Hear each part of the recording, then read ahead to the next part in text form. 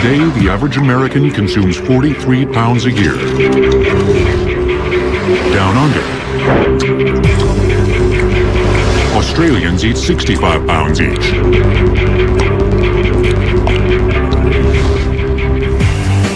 Sugar is produced in 121 countries, and annual production is over 150 million tons. Like oil or grain, sugar is one of a handful of substances that makes the world go round. We certainly have a sweet tooth. Sugar is a source of pleasure. It takes an enormous amount of effort to produce, and we're willing to spend that to maintain that pleasure in our lives. For thousands of years, the Hawaiian Islands have been home to one of the world's most treasured goods.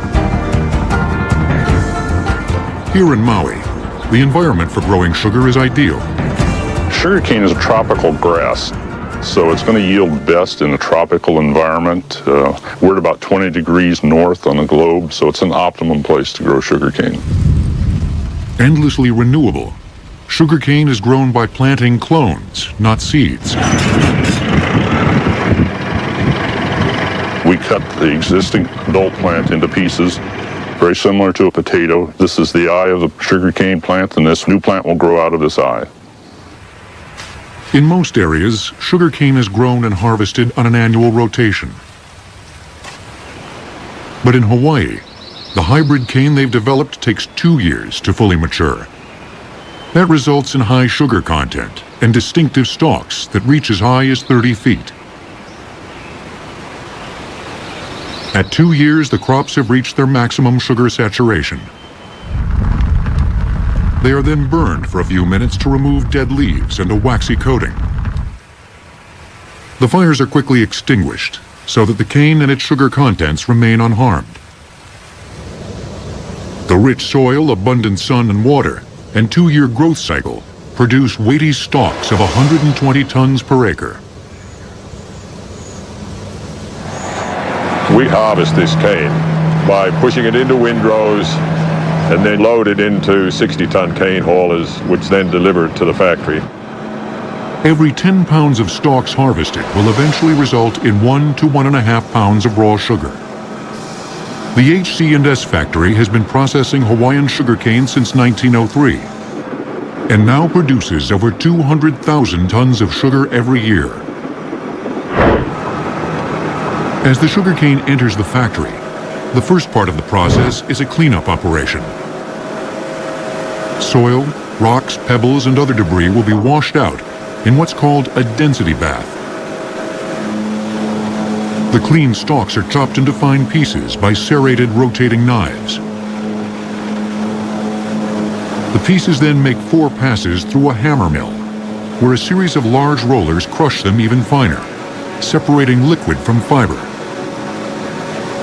Eventually, 95% of the available sugar is pressed from the fiber. The pressed juice receives an infusion of lime. We want to clarify the juice by getting the suspended solids to settle out, and the calcium part of the lime helps us to do that. When the calcium bonds to phosphates in the juice, a gel called calcium phosphate is formed. While the sugar is suspended in solution and unaffected, heavy non-sugar particles will adhere to the gel and drop to the bottom of the tank. The remaining clear juice must still be concentrated. It's boiled 5 separate times in an evaporator to remove water from the sugar solution.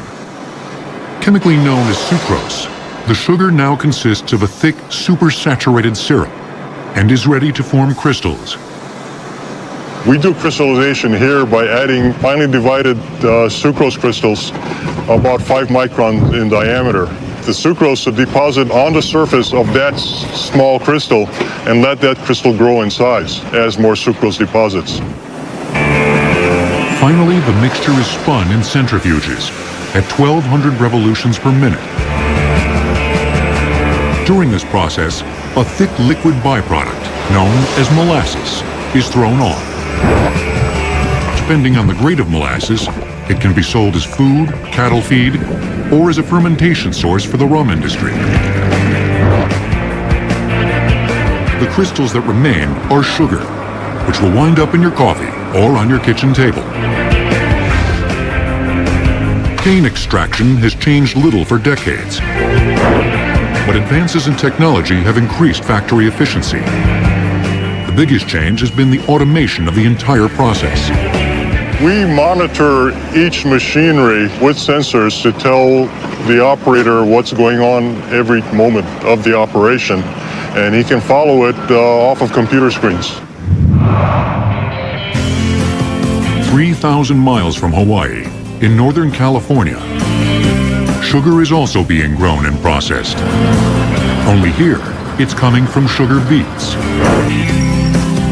Today, sugar beets account for 35 million metric tons of sugar produced each year, 1/4 of global sugar production. While sugar beets and sugar cane are processed differently, the final product is virtually identical, except for varying trace minerals. There really is no difference in the sugar from either plant species. The growing of the crop and its extraction are initially quite different, but afterwards the refining process ends up with the same product. Whereas sugarcane requires tropical weather, sugar beets flourish in the cooler climates of Europe, Asia, and North America. In California's Merced County, farmers grow sugar beets year-round. We have about 1,800 acres of usable soil to farm these sugar beets on. We run about a 4-year rotation. We start with tillage, land planing, prepping the soil, and we put on fertilizer and a herbicide for weeds, plant the seed. Seed comes in a form like this. It's a special seed. The seed is developed by companies scientifically for maximum yield, disease resistance, and also the highest sugar contents possible. A year after planting, the beets are ready for harvest. First, a topper uses steel flails to cut them down to their crowns. Rubber flails immediately follow, knocking the leaf canopy away. You make several adjustments to your harvester to eliminate any dirt that you can, because the more dirt you ship, it slows the factory down, it causes problems over there. Plus it costs a grower money to ship dirt. Once the leaves are removed, the crop must be collected as soon as possible, usually within a day. Unless frozen, the beets will remain alive after they're picked, and every hour will consume more of their precious sucrose. Harvesting machines use sets of pinch wheels to dig underneath the roots, lifting them from the ground and onto a bed of cleaning rollers.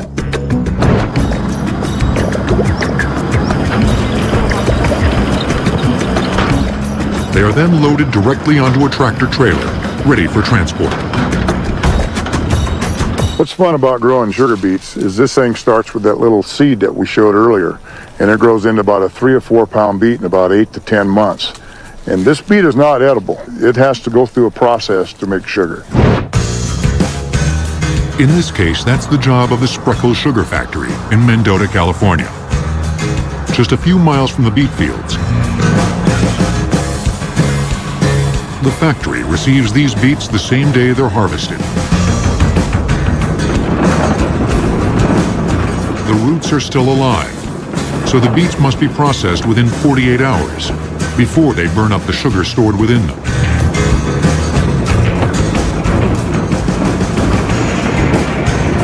This factory processes 800,000 tons of beets each year, yielding 200 million pounds of sugar. The process begins with a truckload of beets, approximately 25 tons. Each load is dumped into a hopper and conveyed to a storage pile to be processed during that day. The beets fall into a series of flumes. Rotating water wheels remove dirt and rocks while simultaneously floating the roots to the slicing center. They pass through a series of high-speed knives that cut them into what are called cossets, which are thin slices. The thin slices of beets travel in a water bath where they're pressed and boiled in order to extract a sugar-rich liquid. From here, the process is virtually the same as that used to extract sugar from sugar cane.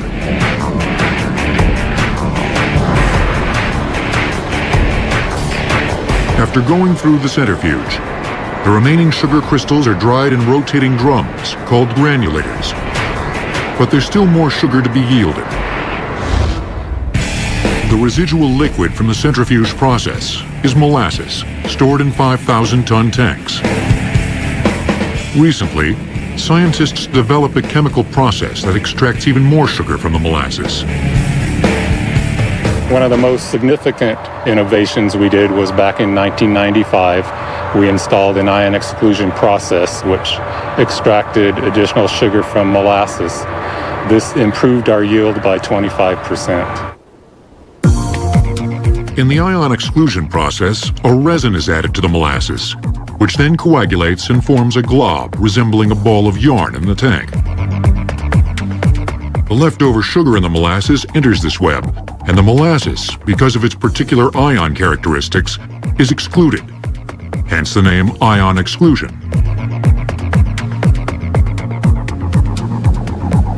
The extra sugar from this process joins the rest of the sugar in the factory line. Then it passes over screens and goes to our storage silos. From the storage silos, it is either packaged in 50-pound bags or loaded directly into trucks.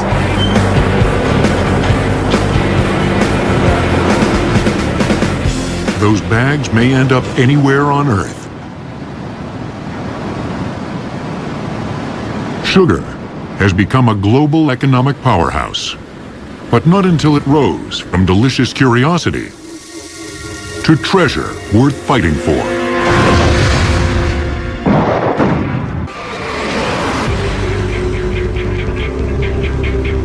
From field to factory, the process of growing and producing table sugar is so cost-effective that the average American can pay for a pound of sugar with only a few minutes of work. That's a far cry from ancient times, when sweeteners were rare and precious commodities. We take sweeteners and sugar for granted. It's so common, but that wasn't always the case. Prior to the widespread availability of sugar and other sweeteners, people got sweet things primarily from honey, from bees, or from fruits.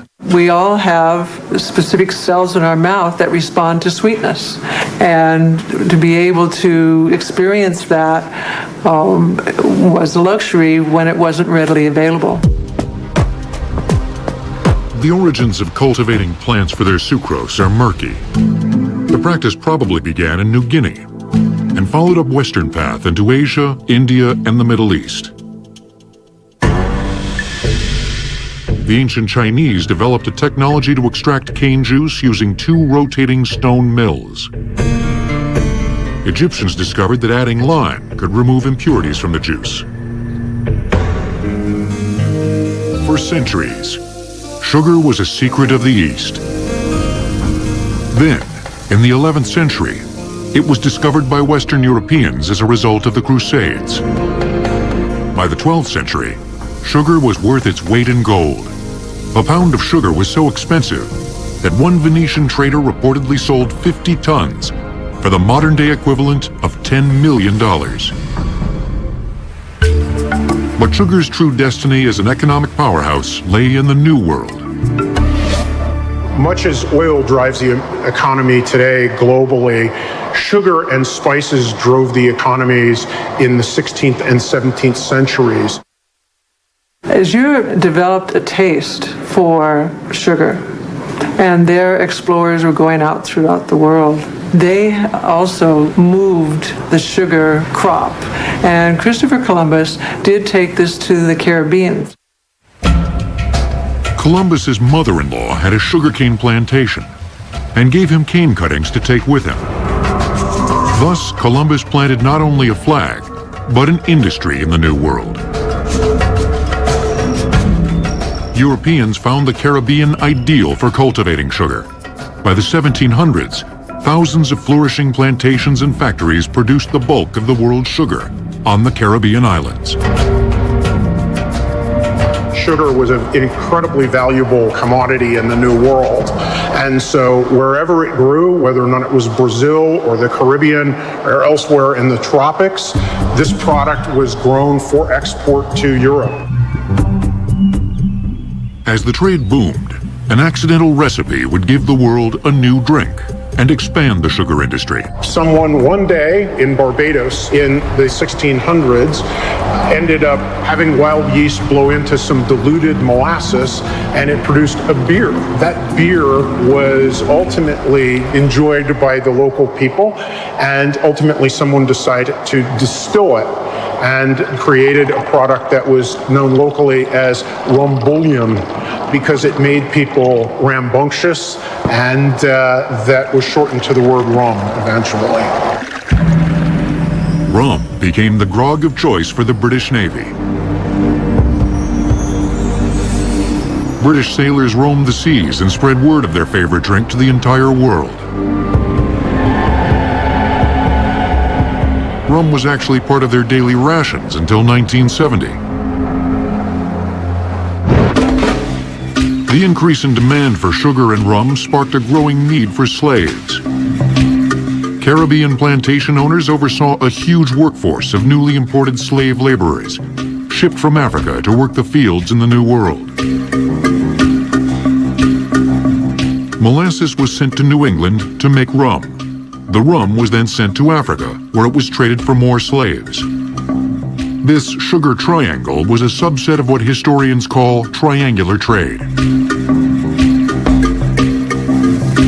By the mid-1700s, sugar had replaced tobacco as the New World's most profitable export.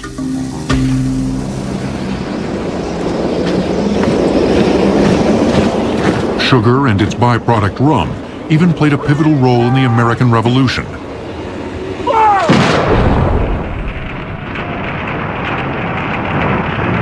In addition to the tea tax, Britain imposed a molasses tax and a sugar tax, which infuriated the colonists and embittered relations with the mother country. Eventually, there was war. 8 long years of it.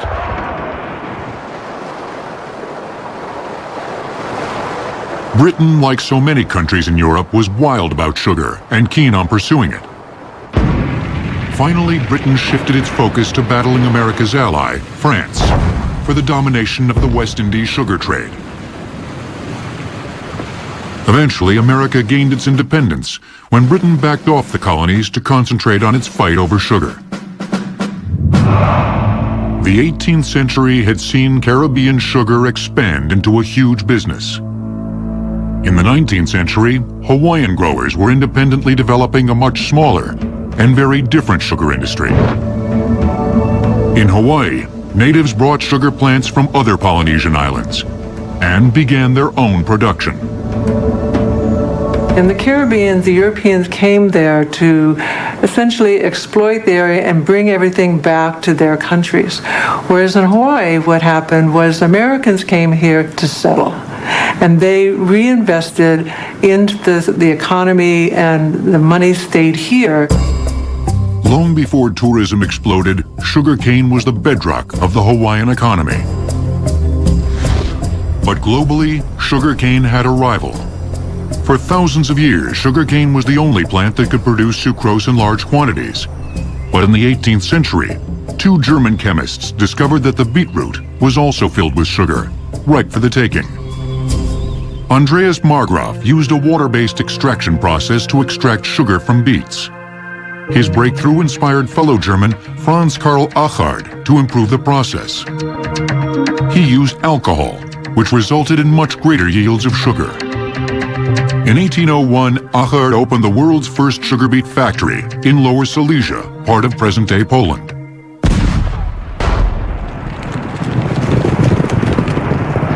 Just a decade later, Napoleon's epic quest to control Europe would seal the destiny of the lowly beetroot. Sugar was certainly part of warfare during the Napoleonic era.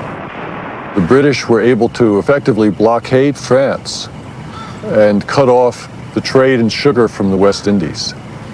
The French were willing to tolerate a great deal during the Napoleonic era, but they apparently were not willing to tolerate a lack of sugar.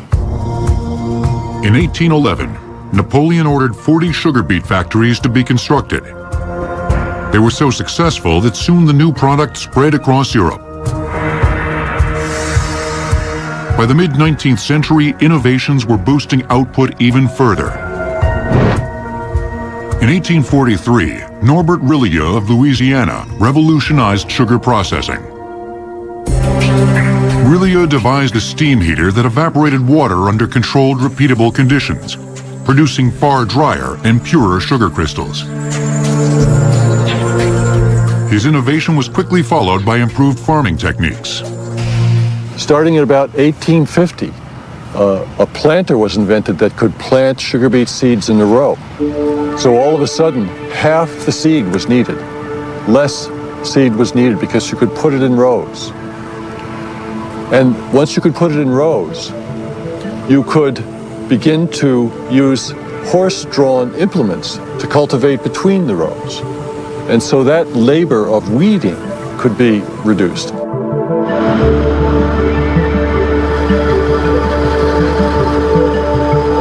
Today, manual labor has been all but eliminated, further reducing costs. It's a good thing, because sugar is most commonly seen as a key ingredient in baking, sweetening the cakes and pastries we crave, and giving flavor to processed foods.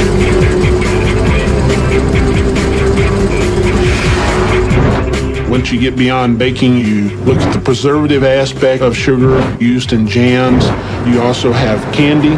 You have beverages that it's used in. You have ice cream that it's used in. Sugar provides a little bit of a crispiness. In most cereals, when you add milk, it maintains that crispiness. The sugar that is standard of trade is pure white crystalline sugar. It's highly uniform, whether it's from beet sources or from cane sources. It's reliably the same in terms of its sweetening capacity and in terms of its baking properties. Contrary to popular perception, white sugar is an all-natural product. There's raw sugar and then there's white sugar. White sugar is basically taking raw sugar and spinning it, sort of like in a washing machine where you spin the water out of clothes. You basically spin the molasses out of raw sugar to create a white sugar crystal. Only 10 to 15% of sugar consumption is the sugar we sprinkle into our coffee or tea, or over our cereal. The remaining 85 to 90% comes from the industrial production of food and drinks. Even processed fruits and vegetables contain significant amounts of sugar. When crystallized sugar is dried in a centrifuge, the byproduct is molasses, itself an ingredient in several types of sugar. Brown sugar and sugar in the raw share some similarities, as each contains white sugar combined with 5 to 15% molasses. Cube sugar is a convenient form for sweetening hot beverages. Cube sugar is made by a machine that takes fine grains of white refined sugar. It's misted with a steam or hot water, which causes the crystals to fuse, and then it's formed up as a cube in a mold or in a press. Confectioner's sugar is simply sugar that has been ground into a fine powder. It's a favorite for adding on top of baked goods and donuts. Hard candies are created by boiling sugar until the solution forms a non-crystalline glass structure. Adding a small amount of corn syrup makes the candy strong enough to maintain its shape. The sugar industry is constantly looking to new applications. And now, sugar is increasingly used in cosmetics. We have body polish, we have a body scrub, we have an exfoliant. Most ladies certainly want to maintain a vibrant and young and youthful look. And when you can do that, actually new cells, skin cells are produced. But the sugar basically helps to act as an abrasive and certainly slough off those dead skin cells. But for all of sugar's many uses, one of the most popular is as the source material for rum. While any type of sugar syrup can be fermented, Molasses is the usual source for rum. Sugar and molasses are separated in a centrifuge by 3 successive passes, or strikes. A molasses is the first strike molasses, and that molasses has the highest sugar content and the least byproducts in the molasses. C molasses has the most byproducts in it. So the molasses has a completely different flavor. Part of rum's unique flavor derives from the surprising amount of sugar contained in its source. When we get the molasses, the A molasses looks like this. It's a thick, viscous liquid that weighs 12 pounds per gallon. 10 of those pounds are sugar. Finer rums are made from A-grade molasses, but all rums go through the same process of fermentation. You take the raw molasses, you dilute it in these tanks. We use these tanks as our fermenters, and we put in 50 gallons of molasses, add 200 gallons of water, and then we add yeast to the mixture. During the fermentation process, the yeast consumes the sugar in the molasses. In doing so, it breaks down the sucrose and glucose molecules into smaller alcohol molecules. Carbon dioxide is released as a byproduct. And 2 days later, voila, the yeast have turned the sugar in the molasses into an alcohol beer of approximately 12% alcohol. Distilling boosts the beer strength mixture to its full power of approximately 80 proof alcohol. Places like the Caribbean that produce the best molasses are generally also home to the world's finer rums. Rum has recently grown in popularity and is one of the most important parts of the sugar business. But for non-alcoholic soft drinks, there's a formidable challenger to sugar's dominance. High fructose corn syrup, or HFCS, is so prevalent the average American consumes 65 pounds of it a year. While table sugar, chemically known as sucrose, is extracted from cane and beets through a mechanical process, HFCS is the result of a complex biochemical process. It's produced by adding to cornstarch a series of enzymes that convert the starch first into glucose and then into fructose, which are types of sugars. High fructose corn syrup is made from corn grain. Very large areas of the Midwest United States is devoted particularly to that crop. So it's abundant in supply and low in cost. Since the 1980s, major soft drink manufacturers have cut costs by switching from sugar to HFCS. So far, Americans have been most accepting of the new taste. The United States is a major country that high fructose corn syrup has been used by the soft drink industry. If you go into Mexico, you immediately notice the difference in taste of soft drinks because they do use all natural sugar. There are 2 battles currently being waged in the world of sugar. In the U.S., the sugar industry continues to face the challenge posed by HFCS.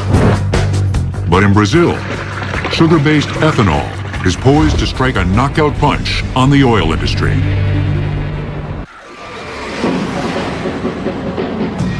In the last few decades, science has looked beyond sugar's traditional uses and has been perfecting a far more potent use of this product.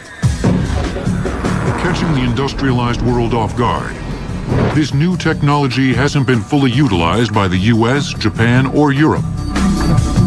It springs from a nation where the per capita income is just $2,700 per year. By taking bold and visionary steps, Brazil has vastly reduced its dependency on oil and is on the verge of becoming energy self-sufficient. It's a big commitment towards the renewable energy sourcing and the future of our environment. That's the lesson. Brazil converts sugar into the alternative motor fuel, ethanol, which is 90% alcohol.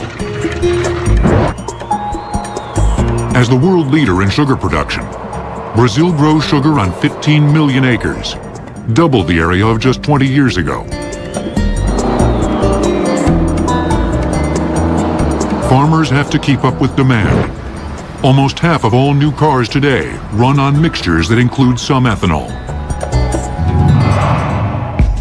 In 1973, Brazil and other oil importing nations faced the shock of the first oil embargo declared by Middle East suppliers. Spurred by the crisis, Europe and the United States inched toward energy alternatives. But Brazil blazed full speed ahead. So many developments happened since 73 to today. I think it was one of the most impressive R&D programs with practical results ever done by humankind. Created in 1909, the Model T Ford became the motivation for one of the great technological advances. The idea of using ethanol for motor fuel has existed since the early 1900s. Had to be found to build them faster. Henry Ford originally planned to run his Model T on biofuels before turning to cheap and plentiful gasoline. But Ford sensed that ethanol's time would come, proclaiming it the fuel of the future. For Brazil, that prediction became reality. We believe for the 21st century that the petroleum model used on the 20th century has to change. Brazil has been growing sugarcane since shortly after the Portuguese arrived in 1503. So it has vast experience. To produce energy-rich ethanol, which Brazilians simply call alcohol, stalks are processed and purified like any other sugarcane. But after the sucrose juice has been extracted, the factory line sends it in two different directions. One continues in the traditional path, ultimately winding up as sugar crystals. But in the second path, the liquid ferments for 6 hours. The juice goes to the fermentation tanks, then we throw more or less 70% juice and the other 30% yeast. This yeast will transform the sucrose from the juice into ethanol. The ethanol process is just a slight variation of the rum process. It's based on fermentation and distillation. This single factory can process 900,000 liters of ethanol each day, enough to fill up 20,000 car tanks. Brazil produces 35% of the world's ethanol, 5 times more than the United States. In the U.S., ethanol blends account for 30% of all motor fuels. While most U.S. ethanol is made from corn, Brazil's output is entirely sugar-based. In conjunction with automakers, Brazil has also encouraged the development of flex fuel cars. Vehicles able to run on ethanol, gasoline, or any mixture of the two.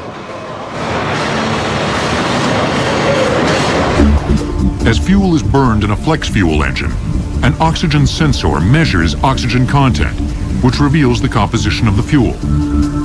For each fuel mixture, there are specific injector and spark settings to maximize performance. Once the sensor recognizes that a new fuel is coming in, the controller of the engine, which is a small computer, will process all the information to the engine and will regulate the engine to the new mixture that is coming in. General Motors' 1.8-liter engine control module adjusts to the fuel mixture in real time, with a maximum output of 109 horsepower on straight ethanol and 105 horsepower on gasoline. The engine is the heart of GM's Corsa Flex Power Subcompact, the company's flagship vehicle in this category. It's one of many flex fuel cars available for Brazilian drivers. Numerous car manufacturers have been setting up plants here, eager to build the next generation of vehicles, all because of the energy contained in sugar. Brazilian motorists embracing this technology have no problem finding alcohol to fill their tanks. In Brazil, we have the distribution. We have alcohol in every gas station by a law from the 80s that every gas station in Brazil should have all the fuels, gasoline, alcohol, and diesel. As for the environmental impact, car engines pollute whether they run on gas or ethanol. With gasoline, the main culprits are carbon monoxide and dioxide. With ethanol, it's nitrogen oxide. An environmental benefit comes from the fact that producing biofuels is a far cleaner procedure than refining oil. Also, a car burning 100% sugar-derived ethanol generates the same amount of carbon dioxide as would have been released by the sugar plants as they decayed. Thus, to environmentalists, the process is considered carbon neutral. Even the major oil companies have adapted to the new realities of the Brazilian energy market. We are happy to see big names like the oil companies jumping into the program and helping, because we need their logistics, we need their distribution force. In recent years, the average cost of filling up at a Sao Paulo gas station has dropped from $40 for a tank of gasoline to less than half of that for a tank of ethanol. I have a tax for living, and I fill the tank every other day. And I can fill it with gasoline or alcohol, but I prefer to fill it with alcohol because it costs the half of the price, and it's cheaper to me. Ethanol, which has a higher boiling point than motor fuel, becomes less combustible in cold weather. So most flex fuel cars have added a small extra tank to hold just gasoline. Drivers can thus use gasoline to get going on chilly mornings, and afterwards run on ethanol once the engine is warmed up. Western countries are now taking a fresh look at ethanol, seeking their share of the Brazilian energy miracle. The U.S. Congress's 2005 energy bill mandates doubling ethanol production by 2112. But this is a far cry from Brazil's track record. They've gone from roughly an 80% dependency on foreign oil to roughly a 10 to 15% dependency. We think the use of sugar in the future is obviously going to be an important component of renewable fuels for the United States. Flex fuel is here to stay. Our cars from now on, every new development is flex. We see that 100% of our production will be flex cars, and it's growing very fast. And I believe in the United States, with the highest education standard in the population, it will be even easier than here. Brazil has clearly shown the world how the sugar industry can make a positive contribution to a nation's energy needs. In another part of the world, Hawaiian sugar producers have been providing electrical power for nearly 100 years.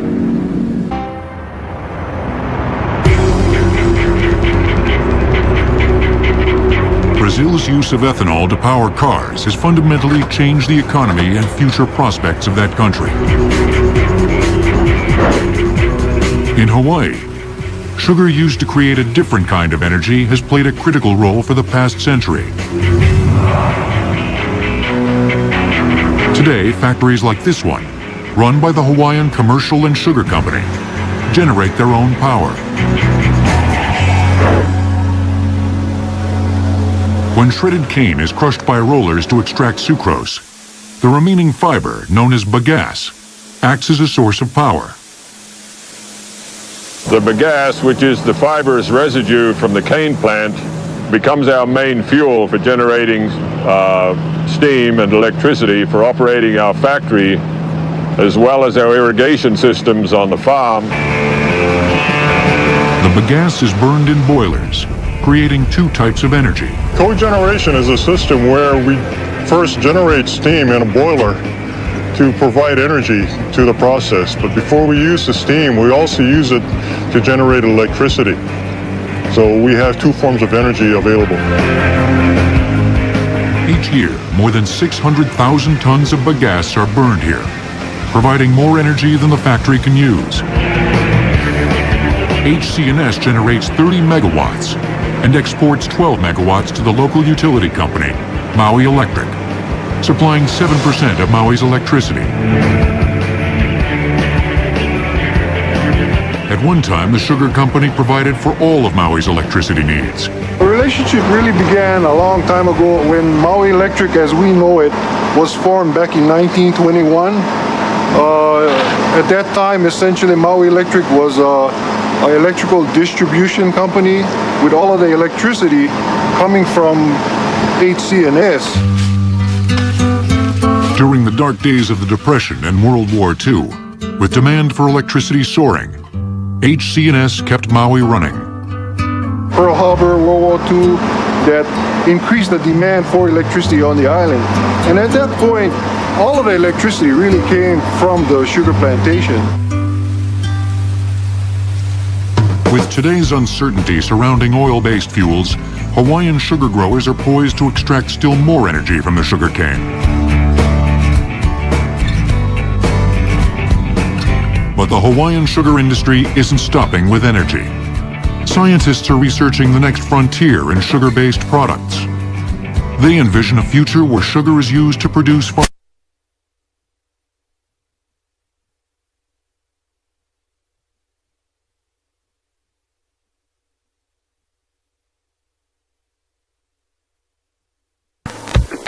Experiments are being conducted in which human DNA is injected into sugarcane. The plant then acts as a host and can actually grow human protein. It is also safer because what they do now is use animal cells that can carry viruses and in creating these proteins that are new medicines, whereas any plant virus will not carry over to people. Therefore, it is a safer mechanism. So we're very excited about the potential. Sugar, which for so long has given pleasure to humans, may hold a key to extending human life. We feel we have a very viable option for the Hawaiian sugar industry. It's going to take decades, just like all research does, but we're starting the process now. In its long history, sugar has demonstrated its power, playing a role in everything from war and slavery to tooth decay and obesity. As a food, it has provided pleasure and energy to humankind. As a resource, it has provided power, lighting up our cities and supplying fuel to a growing number of cars. While oil may have been the driving force of the 20th century, there are many who believe that sugar will sweeten our options in the 21st.